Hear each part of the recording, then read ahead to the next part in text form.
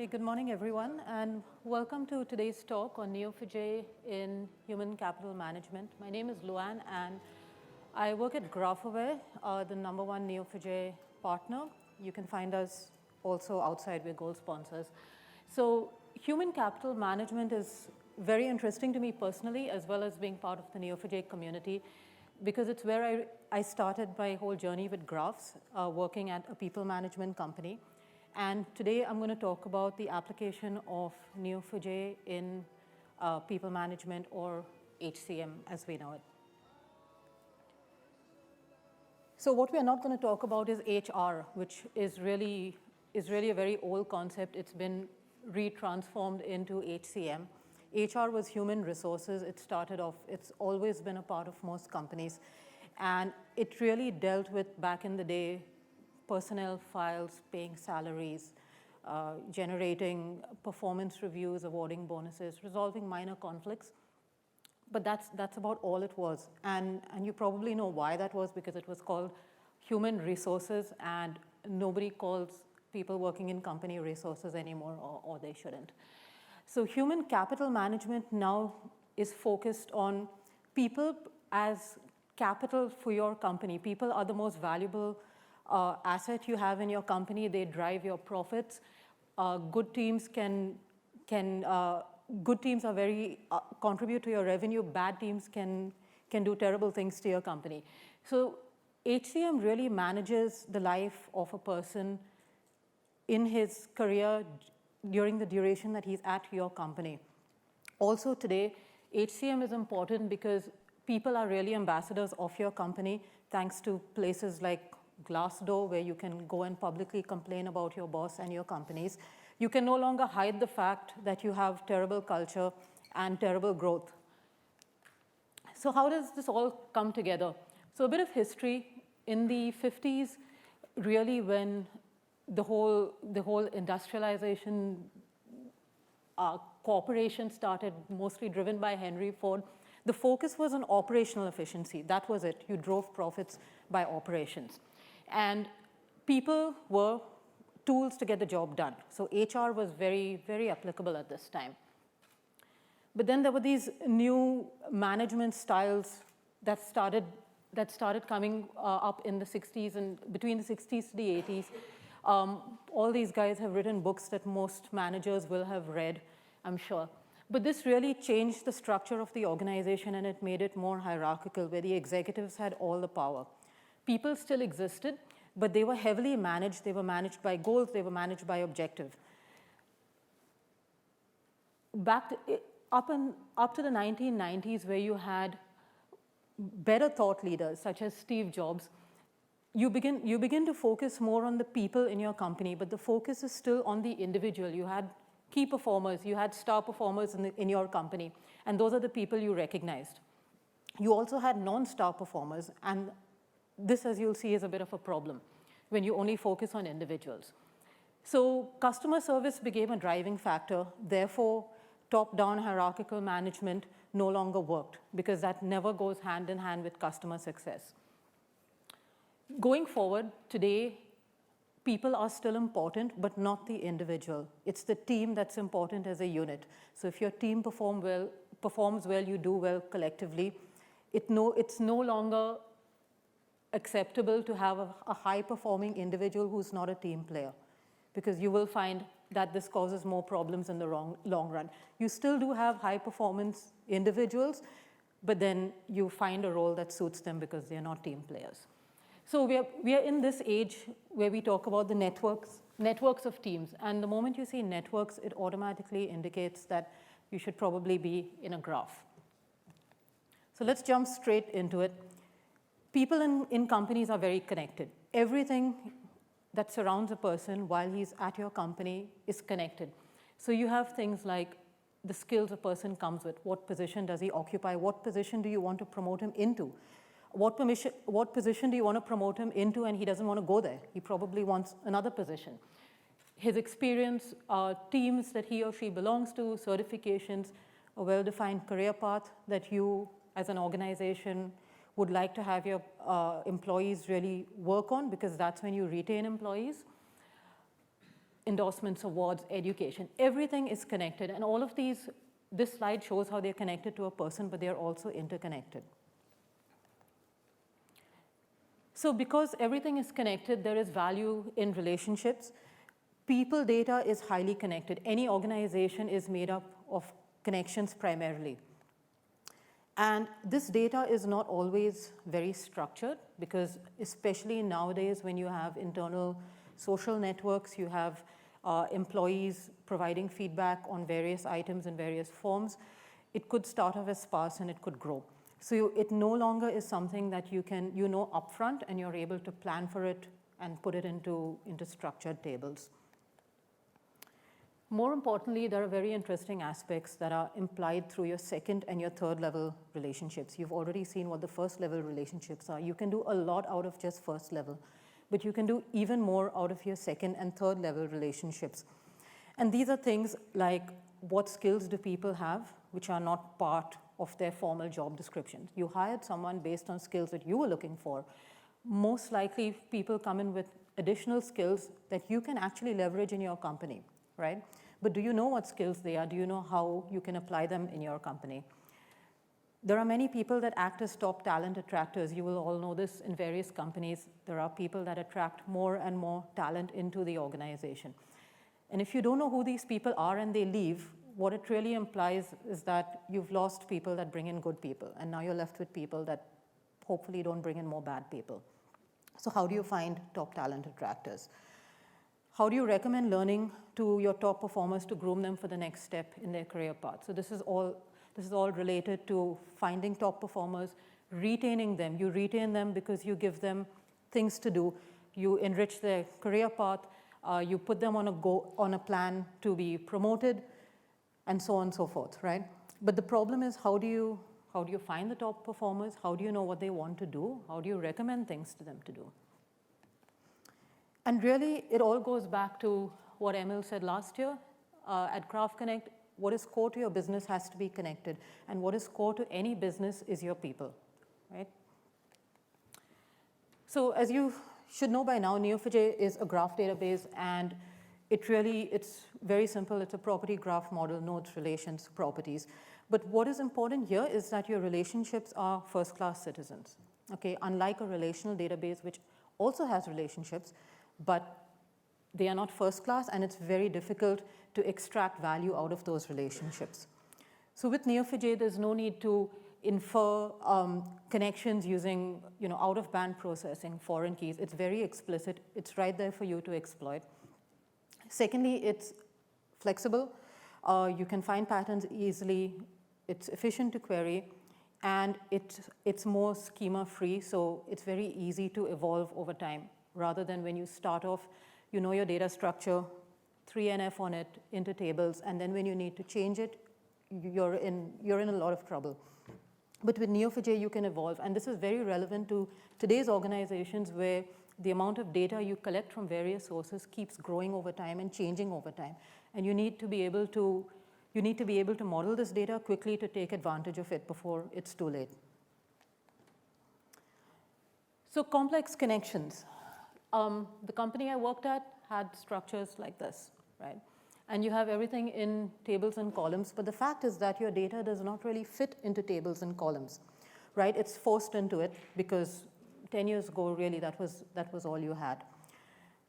The problem with this is when it's easy to put the data in, but when you want to get it out and examine relationships between them, it gets harder and harder as you join across more and more tables. And then the next thing you start to do is you start to denormalize the tables, right?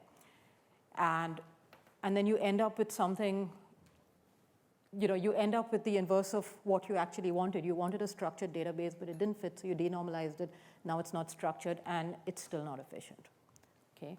So a classic problem, actually the problem that I started off with graphs was, in an organizational hierarchy, a deep organizational hierarchy, find your direct and indirect reports, right? Very classic problem. There are only so many connect bys you can do, okay?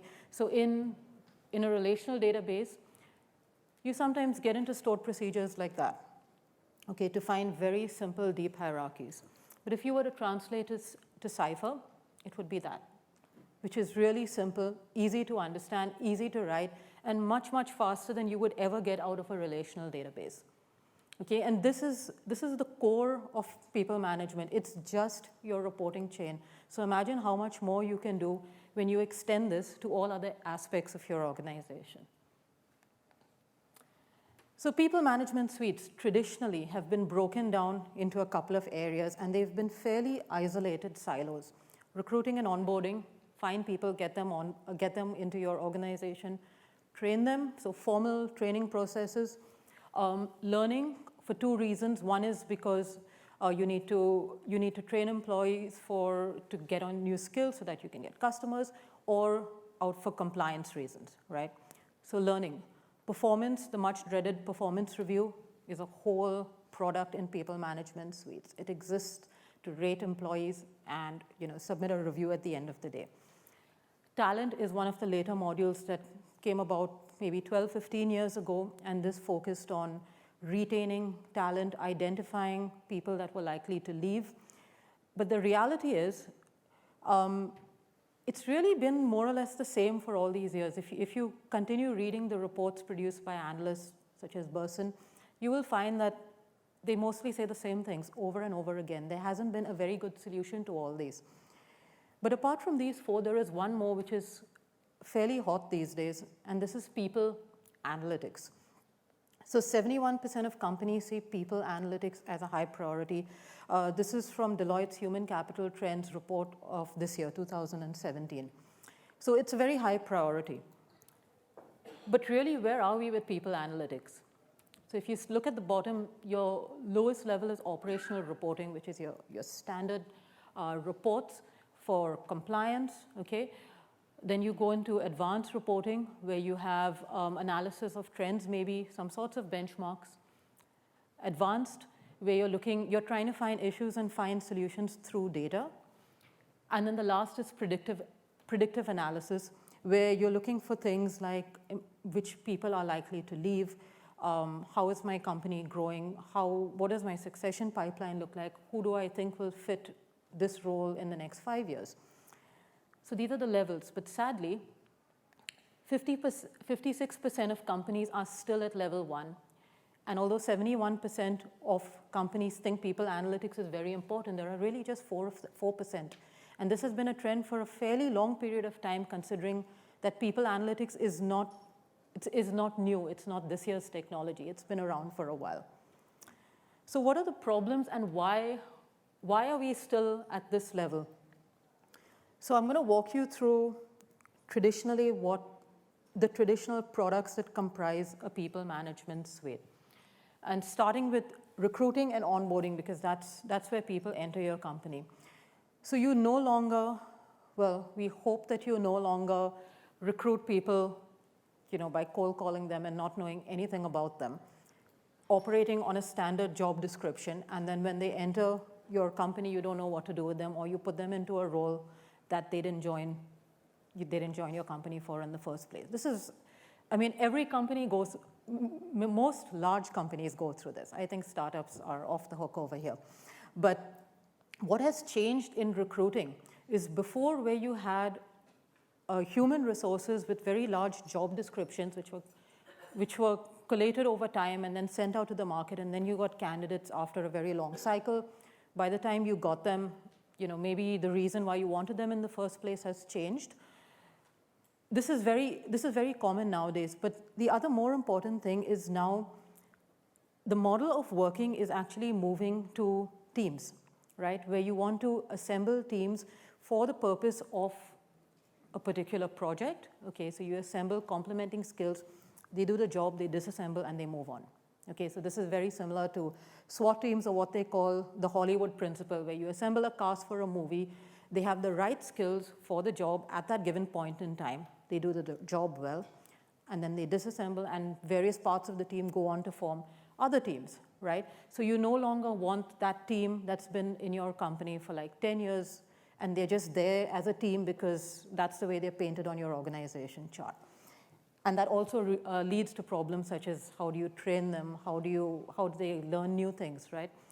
So moving to teams. Now, when you start recruiting for a team, you need to be very agile about it. You need to know immediately what this person needs to do in the team, what is the role he or she needs to fulfill, what are the skills they need, right? And then you need to recruit very precisely. You don't want to recruit someone and then have them go through a very, very long training program and then your team has moved on. Okay, so these are some of the changes in recruiting and onboarding, and you will note that it's very much linked to your team composition, the positions open at the time, the skills required, and also the learning required.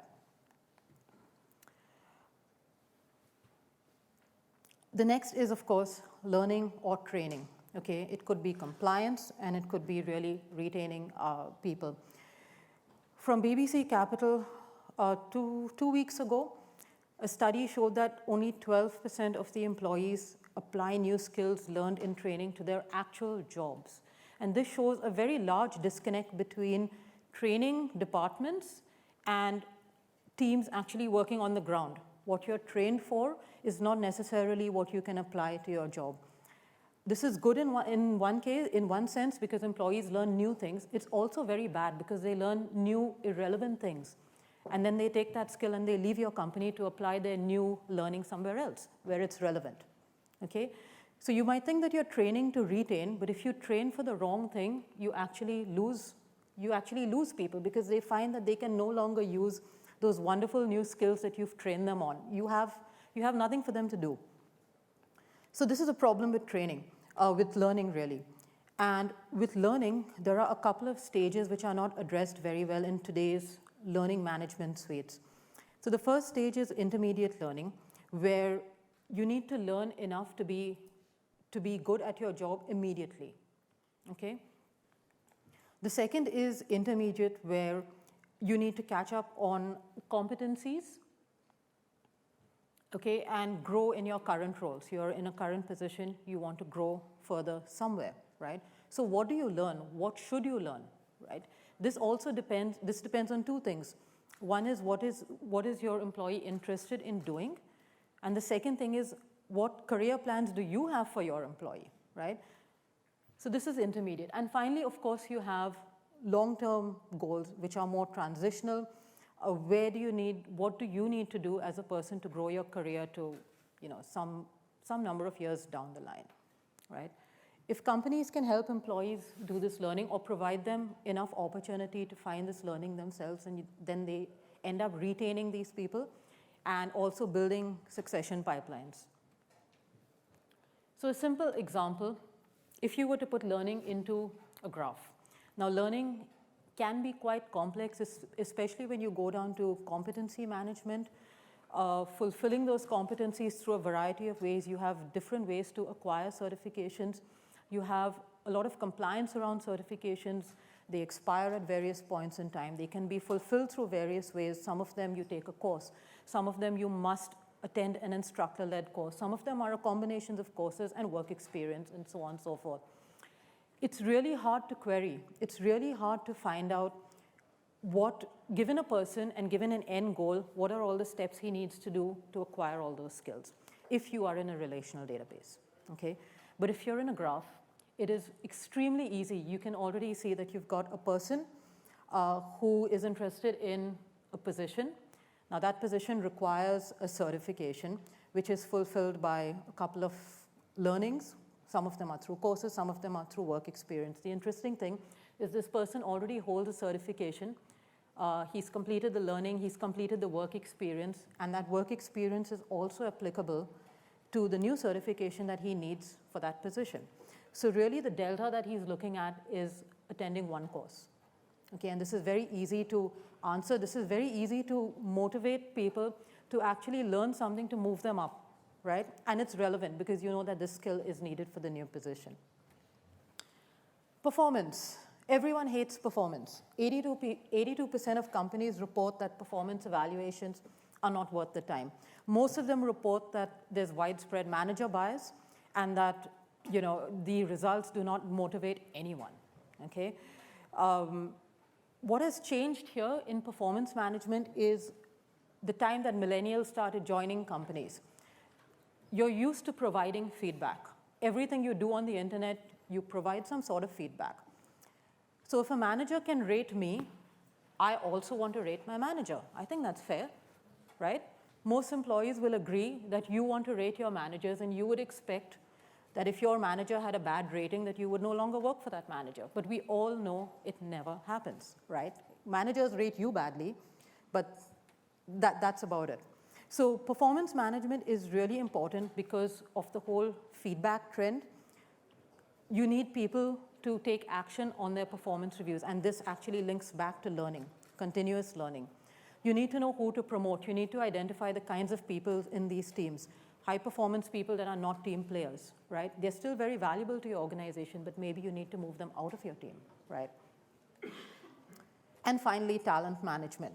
So talent management is extremely important, as everyone knows. That's my clicker gone. Yeah. You want to find people that attract talent. You want to recommend learning to people so that they can take on their next challenge. You want to find new skills that people have which you're not immediately aware of because it's not on their official job description. And there are a lot of studies that have happened over the years which point out a couple of interesting trends, such as intelligence, agility, self-management, and self-discipline are characteristics of high-performance individuals. And high-performance individuals learn by doing it. And these are the kinds of people that you want to identify and you want to promote them, because this is how they learn, right? And there are always these characteristics that apply to certain kinds of people. This is very, very related to talent management, and it's still a problem that people are trying to solve. So here's another use case if you were to model your organization in a graph. Finding hidden potential. So again, we have a person there in the center in blue, and he holds certifications, has some skills, currently works in position 1, some work experience, but he also writes blogs, maybe externally, maybe on your internal company network, writes blogs, has attended various courses, interested in another vacant position, which you may or may not know directly. You might know because you just did a performance review. You might know because he's indicated he's applied to that position through your internal hiring portal. And what's also important is that you get a lot of information. Sure, everyone writes a blog, right? How good is the blog? Okay, what is the blog about? Maybe it's about skills that you did not know this person had, right? Or maybe it's validated by an expert in your company who has a skill which the position that your person is interested in also has, right? So you're basically endorsing people internally by finding out who has endorsed him, who's validated the fact that he actually knows what he's talking about, who's rated him, who's reviewed him, right? And therefore, this is a real use case from a previous place that I worked at, where you had people that had all these skills and wanted to be in positions, but yet the company was hiring from the outside. They just didn't know that these people were sitting in their organization. And we put it into a graph, and we actually surfaced these people. And in fact, those 4 people went on to be the new iOS team, and they were hugely successful after this. How hard was that query? So we called it finding hidden potential. You have a graph. How hard would it be to really surface it? A couple of hours, maybe? You just need one Cypher query of this form, which basically says, find the position that's vacant, the skills it has, people that have these skills, preferably people that have been validated by other people who are hopefully experts, okay? And so on and so forth, and find these people. It's very, very simple. Even if you do nothing fancy, this query will show you a lot of information that you did not know that existed in your company. So finally, people analytics, right? So this really brings together what was called human resources and then your business data, right? Neither of them makes sense alone. You have to merge them together. You need to identify your high-performing people. You need to analyze flight risk. Most companies are fairly surprised when key people leave, mostly, okay? Compliance risks, this goes back to learning, identifying career paths and people to actually be on this career path. So you You have a very high value career path, which is probably ends at a leadership position. But do you have anyone in your company that you can actually groom for this position? We all know that it's always better to hire internally rather than externally as far as possible. That's not always a true statement. Sometimes you need fresh talent from the outside. But many times you can fulfill key positions from within your company. What are the characteristics of high performance sales teams, for example? These are very, very highly used cases for people analytics. And once you find out why your sales teams are so good, you figure out who are the people that comprise that sales team, what are the characteristics, and then you look for similar people, okay? Fairly recent, being applied to most domains is sentiment analysis, which is extremely important in companies for two reasons. One is for negative sentiment, where you want to identify toxic people, right? Toxic people have a way of spreading negative vibes very quickly. The sooner you find these people and the sooner you remove them, it's good for the company. On the positive side, you have some people that are very good at communicating messages, right? They amplify messages. And finding these people is also important because sometimes, many times, companies need to push new policies, which are not always, maybe slightly controversial. But if you find the right people to convince and carry that message through your company, then you will have a much higher success rate rather than sending out, official notice from the CEO, right? We know how that works. So extremely important, sentiment analysis. What do people feel about the projects they're working in, the people they're working with, the managers they're working with, right? So again, it ties all the way back to performance learning. Now, what is interesting in this year's predictions reports, especially from Burson, all through the previous years, if you've been keeping track of them, all of them have been talking about finding this one magic database that will combine information from all their old systems. Every year, it's in all the reports. But this year, it looks like everyone has finally accepted that this is never going to happen. Okay, there are too many large companies with too many large systems with a lot of investment in them. So these systems of record are here to stay. And it's really good that finally that's put to rest. You're not going to replace everything with one database. And this is really perfect because what you want to do is extract what is valuable from all these systems of records and connect them in that one database, okay? The other interesting trend in this year's reports, earlier when these reports started off, Forrester, et cetera, they started off with that hierarchy of team structure. Over the last 2 years, they started talking about networks of teams, which is what things are now. But in this year's report, they've actually shown how teams keep changing and how they are united, right? So they are united by common goals and values, reward, feedback, and sharing knowledge. Very important. So this is a marked shift from last year when I did more or less the same talk. This did not even exist, although we spoke about it. And this kind of validates where we're going to make sure that everything has to be connected for you to get value out of it. The other important thing is when you have connected information, you start also finding out things which were hard to do earlier. Organizational network analysis is a big topic, right? There are a lot of people in this field. And some of the very simple things you can get out of it fairly quickly are 3 types of people. One are your core connectors, the guys, the red figures.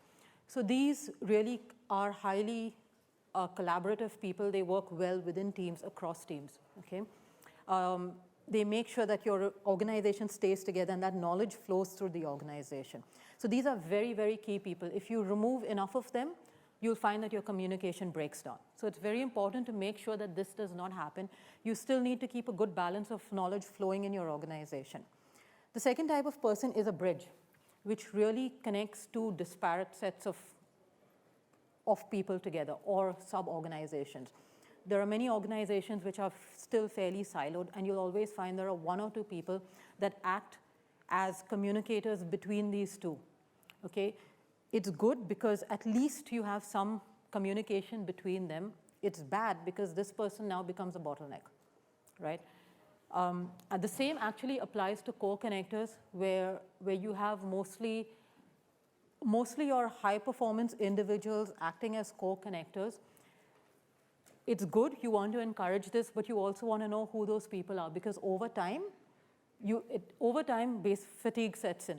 There are well-known studies to show that high-performance people experience a burnout at some point in time. There is only so much that they can coordinate and maintain relations with other people in the organization. So you want to identify these people, you want to move them around, okay?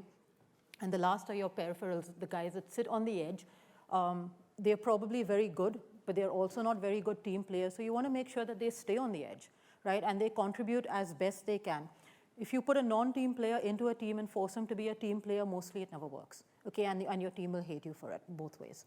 So it's very important to find out this, and this is very possible because once you have your social networks and you're analyzing connections, you get this for free. So now I would like to quickly revisit people management, where we earlier spoke about these 4 products within the people management suite. Sitting as individual silos, you're applying graphs to each of them, okay? But the real value is not in each of them. The real value is when you bring all of them together, right? Your recruiting is impacted by learning. It's impacted by your talent attractors in your company. It's impacted by what you're looking for, what skills you need. Your talent is also impacted by what learning you provide to your employees. It's also impacted by what quality of people you hire, right? If you dilute the culture of your company, you'll find that the people that started that culture will leave. Performance is extremely important because it links to everything else. Everything else. It cannot be that standard 360-degree rate yourself against organizational goals. And so when you connect everything, and this is a very small snapshot of everything, you have people, the things they do in your company are they write blogs, they write articles, they're in positions, they have skills, they're part of teams, they provide feedback to other people within teams across projects. You have sentiment within teams across projects. Experts in your company, knowledge sharing. So you want to find out who is contributing content, which are your engaged employees. Engaged employees you will know because they do things. Your disengaged employees tend to become dangerous employees. You want to engage them, or you want to let them go, or you want to fix your company, one of the 3. Sharing knowledge. Many companies have studies to show that they have run into losses purely because knowledge was not shared at the right time with the right people. Okay? So you want to enhance knowledge sharing. You want to make sure that the people that share knowledge continue to share knowledge. And you want to enrich all the data you have in your company with other complementing data, learning to talent, talent to performance, performance to recruiting. Okay? So to summarize, people in organizations naturally fit into graphs. Your organization is a graph, there's no denying that. All your information lies in the relationships. Graphs open up unexplored avenues. The moment you put your data into a graph, you will immediately find many things that you can do that you hadn't even thought of before. Finding cohesive teams, detecting communities, finding influencers, finding talent attractors are all very classic graph problems. And of course, at GraphAware, we have knowledge in this domain specifically. We are here, booth number 1, and we are very happy to meet you and work with you in this domain. Thank you.